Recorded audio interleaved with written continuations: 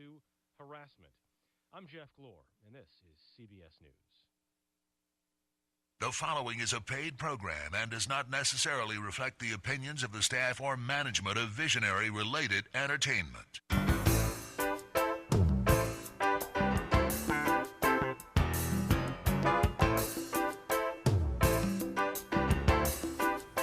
Aloha and welcome to Maui Nonprofit Notes, the weekly radio show where you'll find us talking story with Maui's nonprofit executive directors and staff to find out how they're working to support the needs within our community. Maui Nonprofit Notes is generously sponsored by Pacific Source. If you're building or remodeling a home, please stop by Pacific Source's cabinet and appliance showroom located in the Waikapu Base Yard. I'm Susie Tiemann, Executive Director of Lokahi Pacific, and your host for Maui Nonprofit Notes.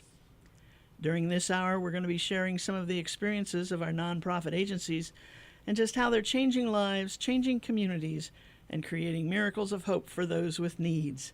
Today, we're going to start off the show talking with Ji Yun, who is are you executive director? Is that exactly your title? Yes, I am. There you go. Of the, let me get squared away here. Hawaii Nature Center. Hawaii Nature Center. In Iao Valley. In Iao Valley. Oh, that's how you distinguish it. Mm-hmm. You're not Maui. You're in the Iao Valley. Well, we are. It's a special place, so it's good to be able to highlight it. But Hawaii Nature Center, I think most people think of Oahu because that's where the main, well, actually, it's just Oahu and Maui. Correct. Yep. Those are the two islands that we serve. So we were established in 1981 in Makiki Valley on Oahu, and about 10 years later, we were able to expand out and buy 2 TMK parcels in Iao Valley to be able to expand our reach to reach Maui Nui Keiki. Cool. Mm-hmm. That's great because, so often we think, well, once something is settled on Oahu, it's kind of just there. And if we want to enjoy anything they provide, we have to go there. Wonder who the leader was that pushed for Maui. Actually, it was Tamar Chatson. Was it really? Yes, it was. She was the executive director for Hawaii Nature Center at the time. So, cool. She made her mark definitely indelibly on Hawaii Nature Center, and since then, we've continued to serve the Maui Keiki and expand out, and it's near and dear to my heart because my son's dad is from Napili, so it's our wahi also in that way. Yeah, cool. So now you started out working on Oahu.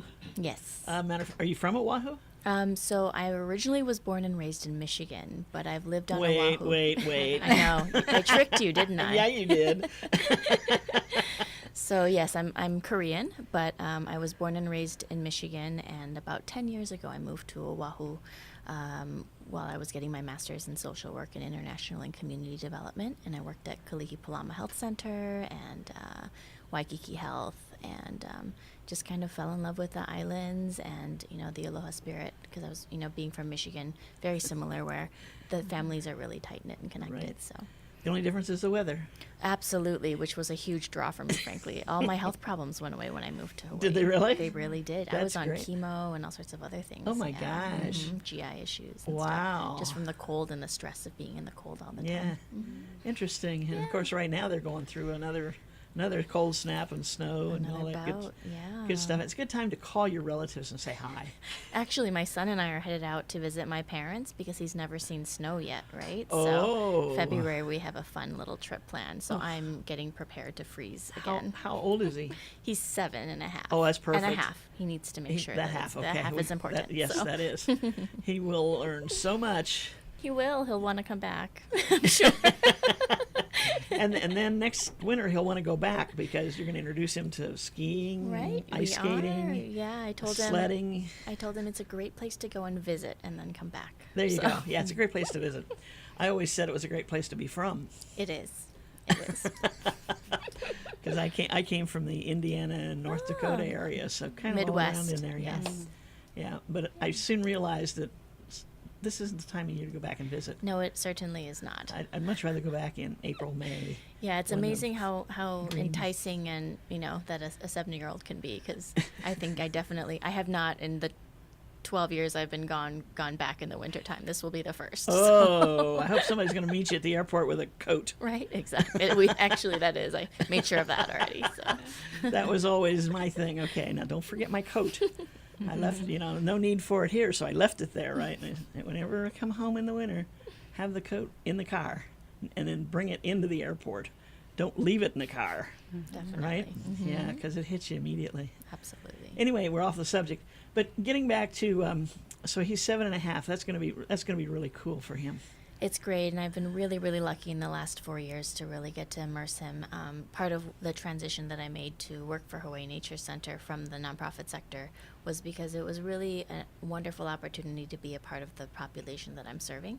And so being able to watch my son grow up with the Hawaii Nature Center, with the environmental educators, and that have taught him so many of these important core values that really make up who we are here in Hawaii, but also just being good people and good human being, and having those, really important values of respect and kindness and taking care of, each other and the people around us. So Right. It's been special. So does he go to a lot of the classes and things that are for that age group? Absolutely. I call him the best mascot for Hawaii Nature Center that we could have ever had, right? So the boy knows how to put on a volunteer Nature Center shirt and work it with me. So So yeah, I think his first program was a weekend family program before I even started, and the kind of I think Hawaii Nature Center is so interesting because it's almost like a little hidden gem, right? As parents, because we send our kids to all these school field trips and we just give them the money that the school asks for and kind of ask how the day went. The opportunity to really understand all the different opportunities that Hawaii Nature Center has been a really interesting thing that I've now been exposed to too. So we went to a weekend family program as I was interviewing for the ED position, and I realized, hey, this is I'm the prime target audience for this kind of thing. I'm a mom. I had a young child who was perfect for these different programs, and I didn't know about Hawaii Nature Center, right? Mm-hmm. So that's kind of been my mission ever since, to really spread the word about the different things that we do, and to really, especially in this day and age with iPads and laptops and all these DS and Ds, whatever kind of devices that that grandparents get the kids, and the parents have their kids set up with. It's a great opportunity to create inquisitive minds again, right? To look up, look around, kind of allow us, even as parents and grandparents and aunties and uncles, to reconnect with those types of opportunities that we had growing up and those experiences that we had, and then share those with our kids. I think it's really important for us to create the next generation of environmental stewards, but also to create inquisitive minds who are going to be able to really be the next generation of entrepreneurs and other things like that, right? With that creative mind and that inquisitive nature really leads to all those things. That's a very good point. We all grew up doing these things and being exposed to all this, and we've kind of forgotten over the years where we got that influence. It's true. And so, like you say, grandparents are handing over the electronics, and and the kids get all wrapped up in it, and they don't want to go outside, or they'll go outside, but they take that with them, right? Mm-hmm. And this is great, because now you're exposing him to the things that made you who you are today. Absolutely. I grew up camping outside and going out, and you do your homework and you get a snack and you're kicked out of the house until dinner time, right? So I remember those days, and I think that falling out of the trees and being resilient and being able to figure out, how to fight with friends and how to, build the mud castles that you're doing and all that stuff was a big part of why, I am the way that I am. So I wanted to be able to provide that to my son, but also, to the community as a whole, because I think that happened really, really organically before, and now we as a society really need to make sure that it happens, with intention, especially in Hawaii, where there's a lot of dual income, earning families in order to survive. It's not as natural for that, unless it's facilitated. Right, right. Wow, I love your theory on this whole thing. This is exciting. I mean, because again, when I think of the Hawaii Nature Center, I'm looking at it from the adult perspective. Absolutely. And the things that I learned, like when I had my business on Oahu for all those years, the Hawaii Nature Center was part of all the things that I did over there. And when I moved I shouldn't say moved back, but moved over here full time, I never even thought about the Nature Center. It's kind of like, oh, really? And yet I was exposed to all that, Southern Indiana girl. We were out in the cornfields and playing in the barn and all that kind of good stuff. But life has changed. It has. It certainly And has. it's great to go back a little bit and pick up some of that we've lost. I mean, it's one thing to watch a movie about somebody doing something with a nature center, but it's different to be that person doing it. And what I've noticed is a lot of the kids will come and they're so not used to being dirty. Some of them are literally afraid to go on a hike. They're like, my mom and dad told me not to go into dark wooded areas, right? And these types of different experiences. And then you watch them take off their gloves that they've brought and really start to really engage in those ways and, you know, get their hands dirty and really have those experiences, I think, that are so important to, you know, to growth and development. That's cool. Yeah, that's great. You know, we talk about numbers, and I know that like the Nature Center overall has kind of benefited more than 1 million children over the years since it started. And each year more than, I think the stats were 20,000 children get exposed to the Nature Center and all it has to offer. How much of that is on Maui? Do you have some feel for? Yeah, it's about 3/4 to 1/4. But one of the coolest things that I've found in kind of, you know, these last few years is how much of an impact that had on the kids that we touched on Maui. Obviously, population density wise, you know, Oahu is significantly more, but there's much less opportunities for these kinds of programs to be accessible to Maui kids. So I think that more importantly, even more so in these types of situations, you know, Hawaii Nature Center and the impact that we have to connect these kids here on Maui are important. And many of the environmental educators, the conservationists here on Maui, you know, the people that work in that realm have come up to me and shared with me their story of running across the bridge in Niau Valley. And, hey, you know, did you guys ever see that, you know, the cement block with my handprint on it that I made? Because they used to make tiles right in the beginning and other things like that. So those memories are very, you know, significant. And I keep hearing, you know, from friends all over, you know, when I first started the Nature Center, oh, do you guys still have those bug boxes with the magnifying glasses on top? And, you know, and yeah, we do. Yeah, so. Cool. I mean, it's the same. Each child, when they hit a certain age, goes through the same thing, the same questions, the same thoughts. And if parents had done it or older children had done it, that's passed down. Hey, go find out. Yep. And I think that intergenerational experience is super important also. So as a mom, I'm realizing, hey, my kid's not going to learn how to recycle or to compost if I don't facilitate that, right? So I think it's so important for us to have those weekend family programs and other opportunities, not just for the school field trips where we align with our next generation science standards and really make sure that our programs are also cutting edge while we're teaching these really core values, but also to be able to reconnect the parents and the grandparents into that process also, because it takes a village and it has to get passed down. And, you know, my 7-year-old can't recycle and go to the recycling center by himself without a little bit of help, right? Right. We hope so. Yes. Now you've got lots of educational opportunities for all ages, and I was looking at some of the things like preschool, kindergarten, first grade, all the way up. Yes, so we have right now on Maui we have preschool through elementary school, and we're looking to expand into middle school programs. Another thing that we're really looking at doing is to pivot to be able to provide multi-touch experiences, because I think that what we're watching is during a nature camp where you've got a week-long 5 days with these kids to be able to really immerse them in these concepts.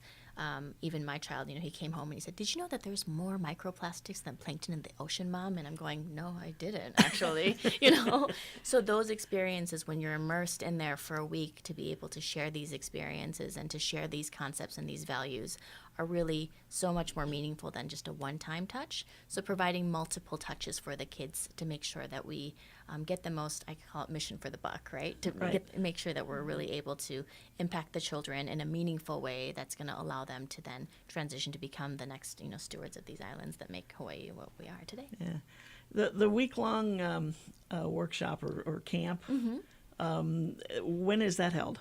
So we just kind of restarted doing the nature adventure camps here on Maui, thanks to the generosity of Maui County grant funding. And we're able to provide, especially, it's a scholarship-based program, so Title I students up to a certain number every semester. Right now, we're able to provide a recycling camp to share values of sustainability and other environmental education every intersession for 5 days at a time. So we just finished our winter nature camp, which was kind of split up funny because of the way the holidays fell, right? So we did 3 days and 2 days over 2 weeks, and then March 18th through the 22nd is their next programmatic program for spring break. So And that's what's the age group? it's from 6 to 11-year-olds. 6 to 11, okay. And you can go on to hawaiinaturecenter.org and apply for the scholarship, or to be able to, if you're able to pay, you can sign up directly if you're not Title I. Interesting. Yeah. And about how many children are involved in camp at a time? So we usually have between 20 and 30 kids. So hopefully as things grow, we'll be able to do that. Currently we're in Iao Valley, but another thing we're looking at is to actually expand to have a branch in Lahaina, a branch upcountry, and be able to have those programs off-site and have different locations so that it's easier for parents to be able to get to. Right? Oh, good point, yeah. Because this is daytime. Is. This is not camping over. No, it's not. Yeah, so it's usually 8 to 3 p.m. So that parents can work during school breaks and kids have a fun educational place to be. So, yeah. Interesting. I want to go to one. Oh, and Gary says, no, you want to go to commercial. Aloha from Pacific Source, and thank you for your support over the years. Pacific Source has offered more of what builders and homeowners value most in building materials and cabinet design. We've done this by offering superior customer service and products, as well as by designing kitchens and baths that are intelligent and elegant while staying true to your vision and budget. Visit our showroom in Waikapu in Central Maui, where we display a variety of cabinets as well as top-name appliances like Sub-Zero, Wolf, Viking, KitchenAid, and more. We display countertops, tile and wood flooring, and several brands of windows and doors, including Fleetwood multi-slides and La Cantina folding doors. Come in and talk to our designers about making your dreams become a reality. From concept to completion, we really believe our attention to detail and superior service are what sets us apart. Let us show you what we mean. We are a Pacific Source at 515 East Oahe Way in the Consolidated Base Yard in Waikapu, just off Waiko Road. Call us at 986-0380. That's 986-0380, or look us up online at packsource.com.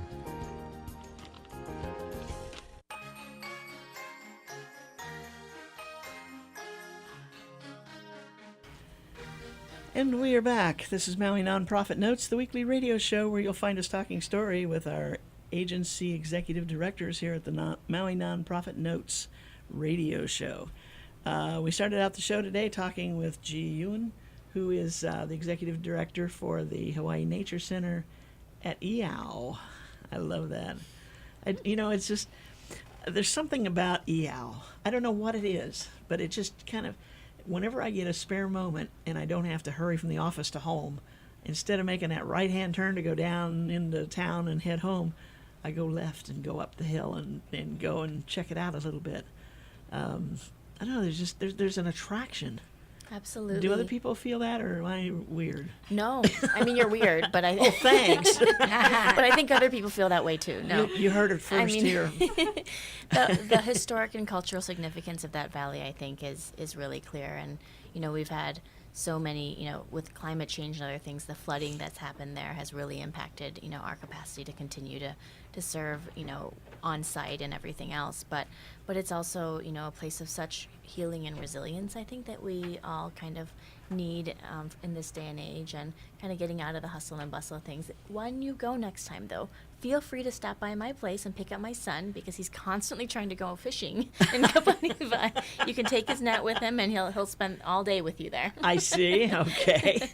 He loves that place. Does he really? Yeah. Absolutely. Does he catch anything? He does, but right now we do catch and release, Catch and release. at the ponds. Yeah. So I think that's more fun. it's true. Yeah. I grew up on the Ohio River, and we were never allowed close enough to go fishing. My parents seemed to think we'd get too far out and drown.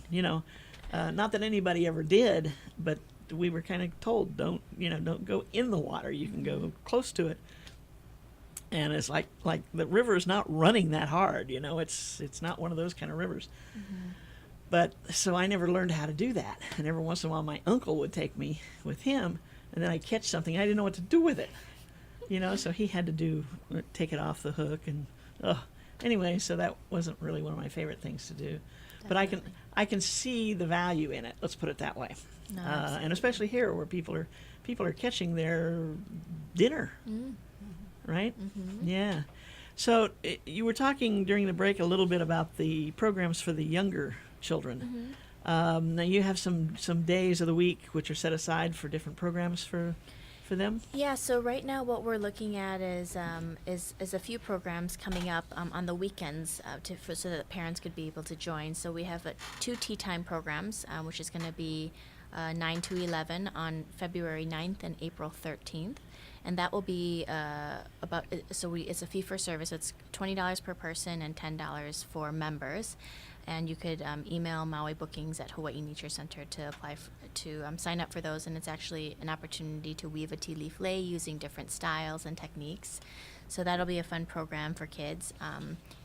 We're looking for kids around 6 and up so that they have the mobile, the skills to be able to do those things, and coming with parents is completely fine.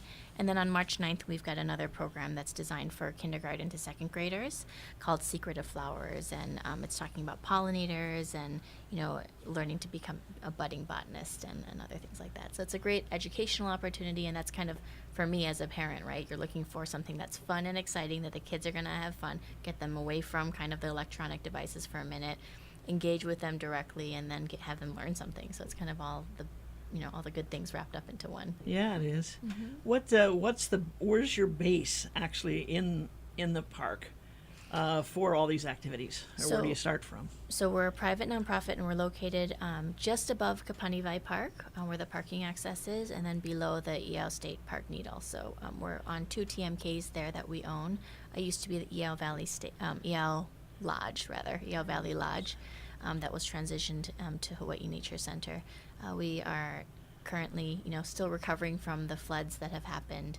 I started at the Nature Center, and we had kind of 300-year floods, and I'm going, those aren't 100-year floods when they're happening this often.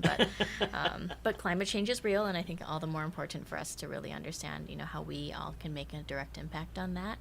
And luckily, we're working hard to recover from that, and collaborating with Hawaiian immersion school up there, who's working with us on property and really trying to utilize and maximize the space to serve the community the best way we can. Interesting. Do now you say is there someone there all the time?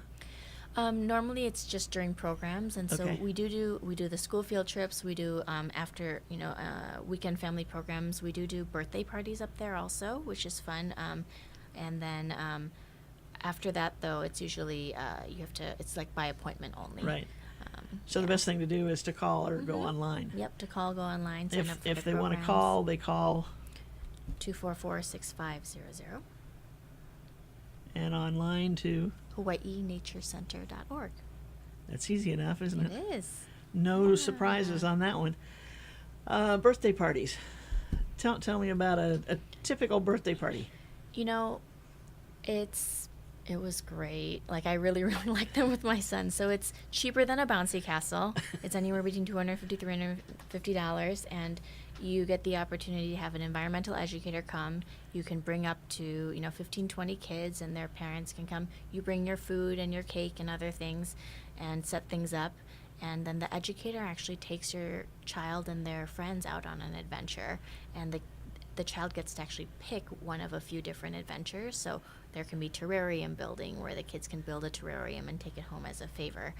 There can be hiking or building, using invasive, seed pods to create a little boat to float down the stream, or nature journaling and being able to go out and try different things. So a lot of different opportunities that we can cater to what the kid wants to do, and then be able to incorporate that. And as a parent, it's great because you don't have to entertain them the whole time. And you don't have to worry about them falling in the bouncy castle and all these different things, right? Right. So you get to just kind of relax and, take care of the presents and the food and mingle and hang out, and then somebody else is there really who's like super, and these educators are just, some of the most incredible people I've ever met. They are able to really, really take I remember I started there and I thought, man, all of these people would be really, really great babysitters. And I'm going, they're so good with kids. And then I realized, oh, this is what they do for a living, right? But they're just so much fun. And they, all the kids just leave there having, extra aunties and uncles to be able to Right. love on them. So what days of the week is this offered? So usually birthday parties are on the weekends, so Okay. Saturday or Sundays. And how many hours are we talking about? You can usually book for about half of the day. The actual kind of quote-unquote instructional hours when the educator is helping to engage the kids is about an hour and a half or 2 hours. Gotcha. Wow, what a great place. Yeah. Sounds like more fun than McDonald's. Oh, did I say that? That's a brand name. Is that allowed, Gary? No, take it back. Take it back. Okay. Bleep. I just, and what age group did you say? Did I ask you that? For birthday parties, Yeah. any age group. Actually, we've had adults come and do Oh, birthday really? parties up there too. Interesting. So. Quite a few years ago, the nonprofit directors had a retreat up there. And we brought in a couple of speakers to do some seminars in the morning.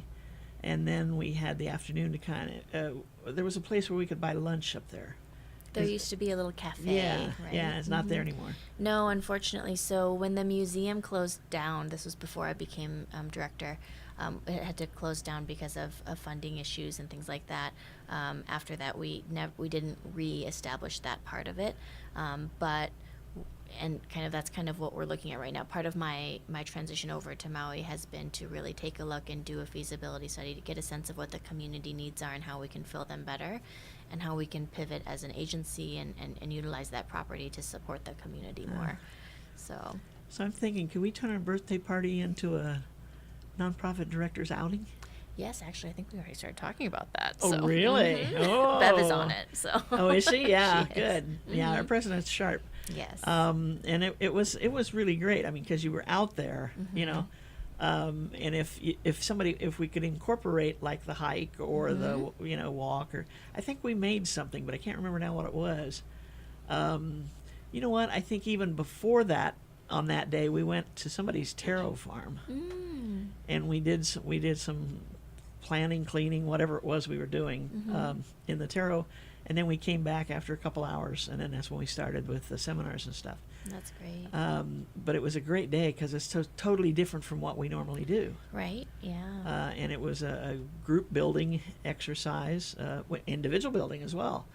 Because I'm like the kids. I don't like getting my hands dirty. But you don't have a choice, sometimes. And I would be a terrible farmer or grower of anything. You sure you're from Indiana? Yeah, I know. It doesn't sound right. But like I always say, give me artificial flowers because they'll die too. That's how green my thumb is. But it's just sounds like such a great experience. So we need to get people to think about the center and give you a call. Absolutely. 244-6500. Go online to hawaiinaturecenter.org. Yes. Last minute thoughts. Your half hour's almost up. I know. No, just thank you for having me. And yeah, we're always looking. We do volunteer work days the first Saturday of every month from 9 to 11. So if anybody wants to come and join us, we're always up there. Auntie Irene does an amazing job of having it be educational, and also you feel really good at the end of the day, which is hard as a nonprofit executive director to really see those immediate gratification moments, right? So it's great. I always love going up there and just doing that, right? And then, and yeah, we're just always looking for help and support to be able to continue the programs and really, perpetuate the mission that really makes, Maui what Maui is. So Right. thank you for having me. Wonderful. Hey, thank you so much for joining us.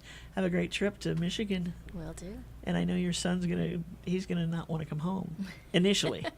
But then when he gets home, he'll know why he's home. Definitely. Yeah. Thank you, G. Thank you. Okay. We're going to shift gears now, and we're going to talk about a new program which is out here. And it's a collaboration. Is that the best way to put it? Yes, it is. And so we've got Karen Worthington and Jenny Bissell, who are kind of honchoing Islands of Hope Maui. So somebody tell us what it's all about. Thank you for having us, Susie. So Islands of Hope Maui is a collaborative. It is fairly new, put together January of 2018. The three organizations that came together are Maui Child Welfare Services, Casey Family Programs, which is a national operating foundation, and Ho'oikaika Partnership. Ho'oikaika is a child abuse prevention coalition that's been active on Maui or in Maui County for 10 years now. And the three came together to focus on preventing child abuse and neglect, particularly in families that are at high risk for abuse or neglect, or families already involved with child welfare services. Okay, which is what all of the members of Ho'oikaika are about. They are. And this just kind of brings them all together. I mean, we talk about how we collaborate with each other on an individual basis, but that's more of a structured collaboration. And I was looking through, and I love the core partners that you have listed out of the Ho'oikaika partnership. You've got Maui Family Support Services, Parents and Children Together, Emua Family Services, and Friends of the Children Justice Center, which are our members. And that's how you got on the show. Thank you, Paul. Somebody's going to ask me, what do they have you. to do with Maui nonprofit directors?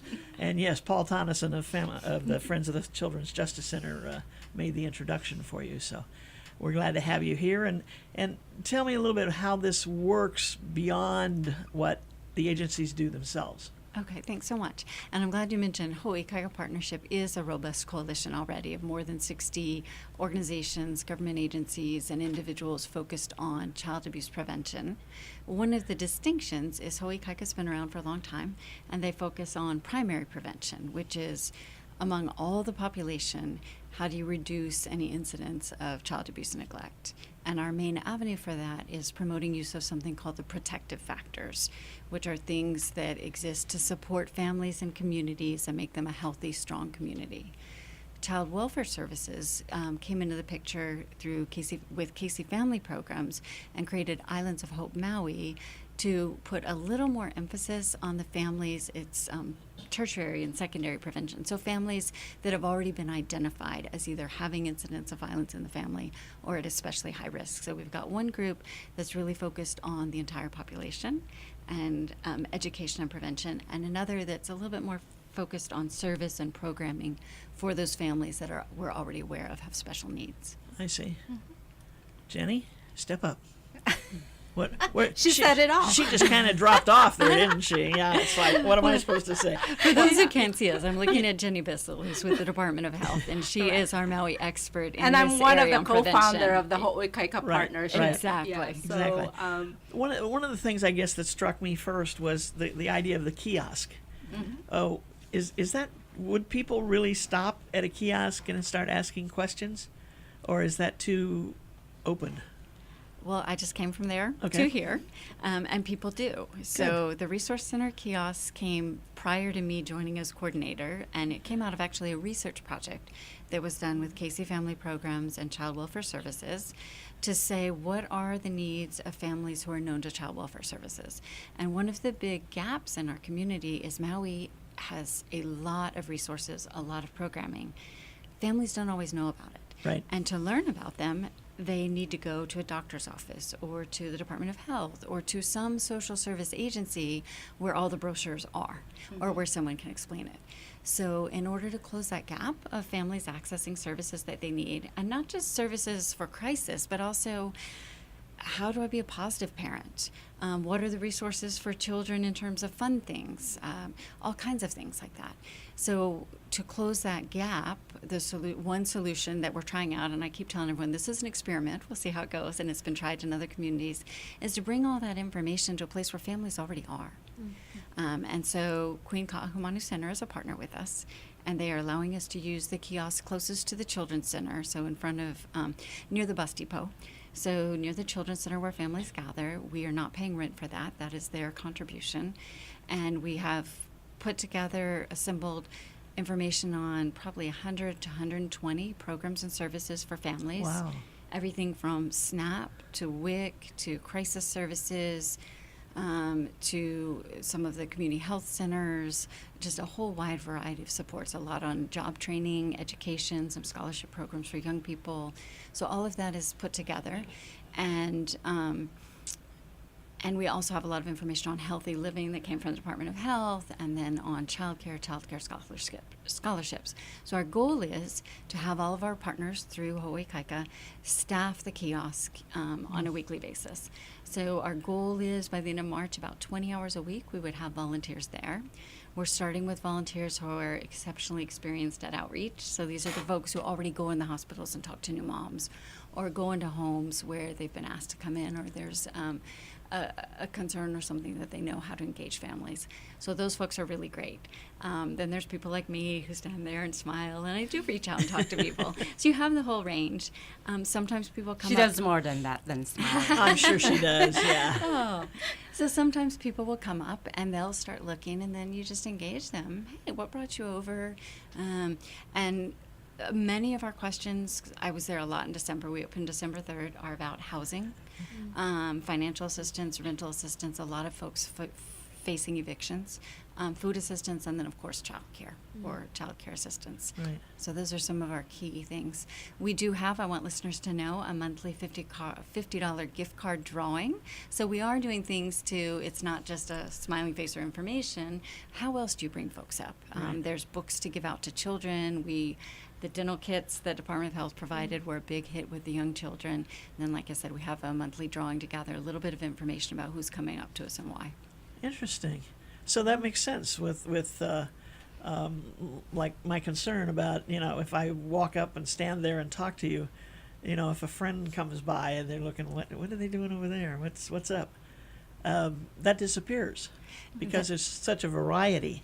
Right. Okay. Exactly. And we have snacks and water for the kids. So there's bracelets from Gotcha. OHA. We have a lot of giveaways. And it's very comfortable, and it's very let's see, no question asked, Right. as far as our visitors, right?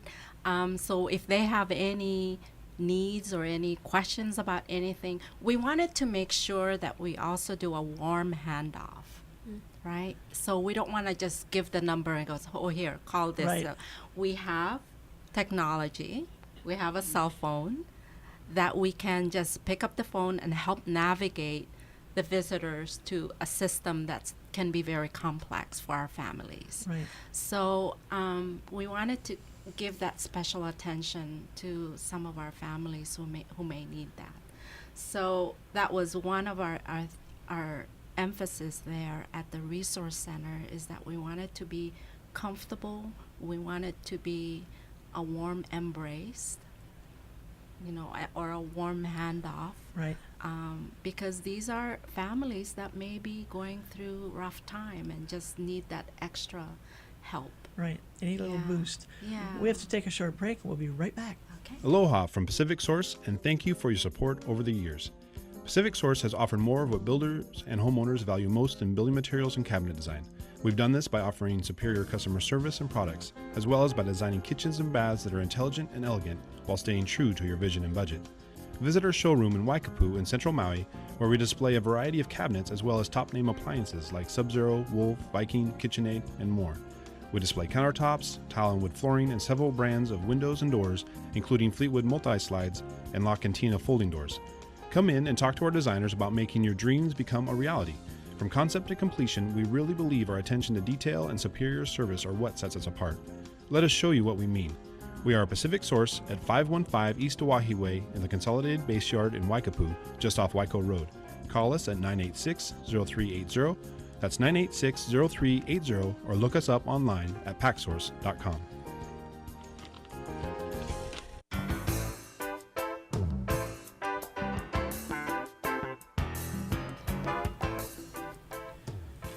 And we are back. This is Maui Nonprofit Notes, the weekly radio show where we talk about what's going on in the nonprofit world here on Maui.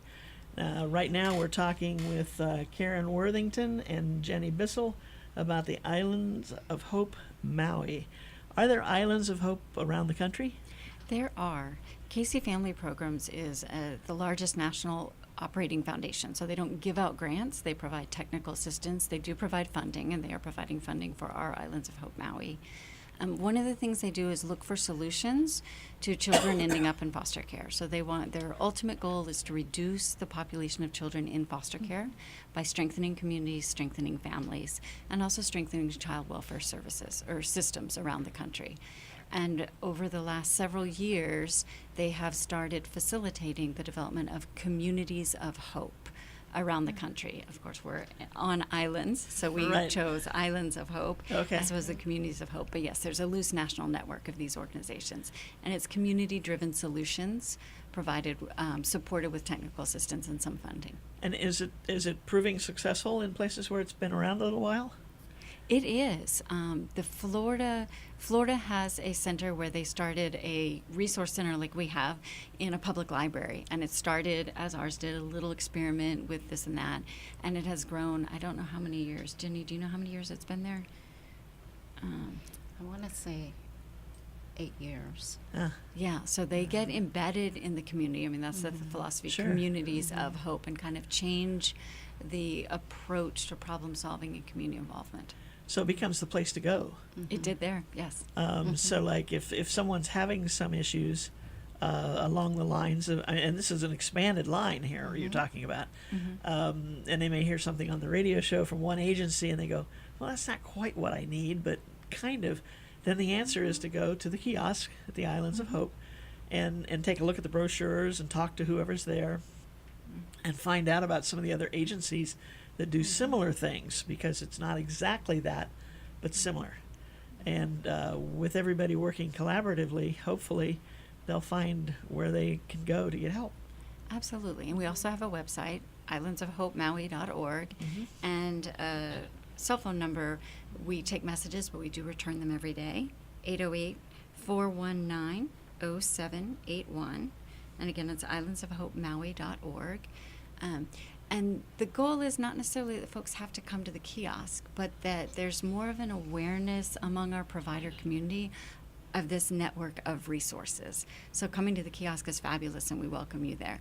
But it's also helping all of us understand that I might not have the program you need. Right. I need to know what else is available to help your family. So it's a learning activity for all of our agencies, while we think we know what everybody does. And that was one of the things that we talked about at our meetings, is what does everybody do? Well, we know the main thing they do, but are there some side programs that you do that you don't talk about very often?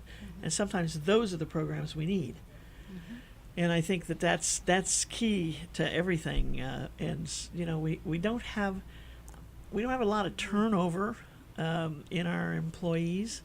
We have too much, but it's not a constant battle. So we've got some people who've been around a while who still may not know if so-and-so agency picked up this new program that could help one of their clients or some of their clients to go to that next step. A lot of us can help, partially, but we can't fix the problem. Exactly. And some of the most interesting conversations I've had at the kiosk have been with other service providers. Folks will walk up. I've had home health care nurses come up. I've had people with other nonprofits, and they said, I need to be aware of what's available for my clients. And so that's been interesting. The other two gaps that we've learned is, one is, what are we missing at the kiosk? So folks will come up and say, I can say right now we don't have enough on programs to support folks struggling with substance abuse. So several people pointed out, you don't have something on this program or that program, and I get their name and number, and how do I get that? The other is, we're finding out gaps in terms of what is the community asking for that we can't answer.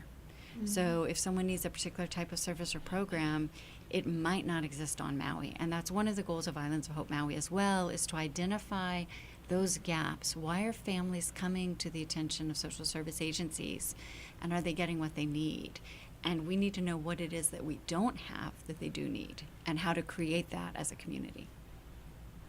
That's one of those questions where knowing, what's out there, it's like, could I think of something that's missing?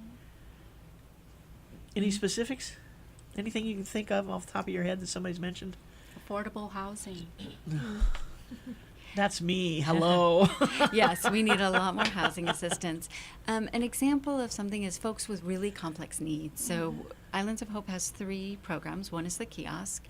One is a focus on strengthening and supporting providers of parenting education to families or families known to child welfare services. And the third, which we are still just exploring, is around prevention and intervention with domestic violence situations, families where there's violence. And one need that we do have on Maui is programs that serve families with layered needs. So they may be identified to child welfare services for domestic violence, and they see a domestic violence assessor and provider and find out there's also a housing issue. There's also underlying mental health concerns.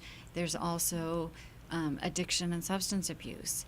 And how do you tease out? And that provider may not have the expertise in all three areas. Right. So we do put it together the best we can, but there are some gaps around these families with really layered multiple needs. Interesting. You know, that's something, all my years in this field, I don't think about that. I think about the immediate need. Right. You know, like women helping somebody get a TRO. Well, that doesn't solve everything. There's a lot that's happening in the background here that needs to be addressed as well, which could include the different things that you've been mentioning, substance abuse, whatever.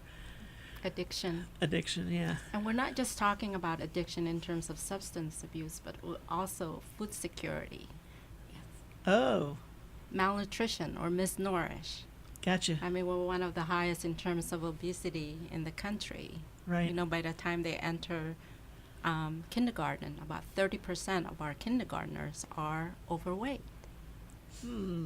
So, I mean, you know, all of those things. So I think this kiosk, this resource center, it allows families, or it gives comfort to families to come and ask and share their stories without being stigmatized or judged. Right. If they go to the welfare office, there's already, before they even open the door, there's already the stigma there. There's also already the perspective. Right. If they go to child welfare services. So this kiosk at an open, comfortable place, like a shopping center. Right. There's no, because we don't have agency names there. I mean, we have brochures, Right. but the people that comes there, it's like we don't know what they're coming in for, Right. right? So which is one of the things that was one of the I guess the driving factor when we were looking at establishing this coalition, is that how can we bring families forward and be able to provide the information, accurate information, to help meet some of their needs or their Right, questions right. and concerns. How can they feel comfortable asking the Yes, question? Is this right. anonymous? Yes. Can they? No Yes. names are asked. Yeah. Yes. You talked earlier about getting some information, but Right, and that but asks no for a names. zip code. Oh, okay. And that's it, and that's as far as we've gotten at this point. Oh, no, and it also asks how many children are in the house. So how many in the household under 5 and under 18. So we want a sense of what level, of, Right. what types of family structures are coming Yeah, to us. the dynamics. And Yes. on that, the kiosk is open 24 hours a day. So the kiosk at the mall can close. Ours does not. We leave it open. So the information is there. And oftentimes a person might not know what they need. And they come and they're like, oh my gosh, I didn't know there were scholarships available for preschool. Or, oh, I didn't realize that there was a group that meets weekly because my mother suffers from bipolar and there's other people who could support me in that. So there's a lot of services that someone might not even think about. And if they are just there kind of perusing it, waiting for their friend to show up or whatever Right. they might be there, they might learn something. And Yeah. they may not know what question to ask, or they may latent need. Well, they don't really know what they need. Right. So, I mean, so again, the people that are there, the volunteers, sort of help facilitate that. Right. And using our local talk story approach Sure. as far as what's going on, how are you, those kind of things, right. to really identify what are the needs, or what are the needs that they don't know that they need. Right. Right. Right. it's there's something wrong, but we don't know what it is. Yeah. Right. Something's not right in our lives. Yes. What are we missing? What should I have learned about raising my 7-year-old? He needs to get his hands dirty. That could be the answer. He needs to get out there and commune with nature. Or it could be something more difficult to resolve. And also sometimes it's something a little bit easier. Like, I feel like I'm doing okay, but how could I really step it up a level? Or I'm pregnant right now. How do I make sure that I optimize the outcome for my baby? And we've got brochures on text for baby and on different types of services for pregnant women and also for dads of pregnant moms. So it's not always, and that's one of the things we want to emphasize, it's not always families in crisis, but all of us at all times have some kind of need that we can get extra support around. A lot of times I think we just forge ahead and hope it's going to work out. Yes. Or think it should. We should be able to handle this. We're adults. We're somewhat educated. We can handle it. But that's not really the case in a lot of things. Or why are you handling it the hard way? Exactly. Talking to somebody for 5 minutes could resolve the whole issue if it's the right person. Right. And going back to the SNAP, Hawaii has one of the lowest enrollment rates, whereas our need is really high. And Really? Yes. And WIC also, right? WIC, yeah. And WIC stands for? WIC is the Women, Infant, Children Supplemental Nutrition Program. Right. So with this government shutdown, Right. This is the longest. The last shutdown that I'm aware of was in the 1990s, and that lasted for 10 days. We are on our 33 days. Yeah. So I wanted to let the community know that WIC, a lot of these federally funded programs like SNAP, which is formerly called food stamps, TANF, right, temporary assistance for needy families, WIC, supplemental, were business as usual. We're good until the end of February. That's good to know. So we're open for business.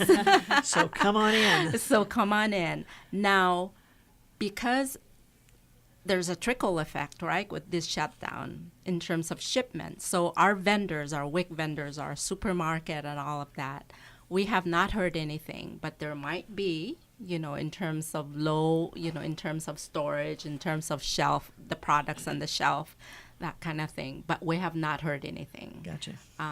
But we are open for business. And we're out of time. Okay. Thank you, Susie. Thank you so much. And we're talking about, what's the phone number again? 419-0781. 0781. Very good. Stop by. Now, this is located, where did you say? By Queen Ka'ahumanu Center by the Children's Play area near where the bus drops off. Very good. Thank you so much, Jenny. Thank you. Thank you, Karen. Appreciate you all being here. G, thank you for being here and talking about Hawaii Nature Center. Thank you, my pleasure. I'm so excited about it being back in action. Yes. I love it. Maui Nonprofit Notes is sponsored as a community service by Pacific Source, the builder's choice. Give Paul and his staff a call at 986-0380 or stop by their showroom in the Waikapu Bayshard on East Oahe Way to see how they can help you with your building project. Maui Nonprofit Directors Association's purpose is to provide an opportunity for nonprofit agency directors to gain personal and professional support through cooperative development activities.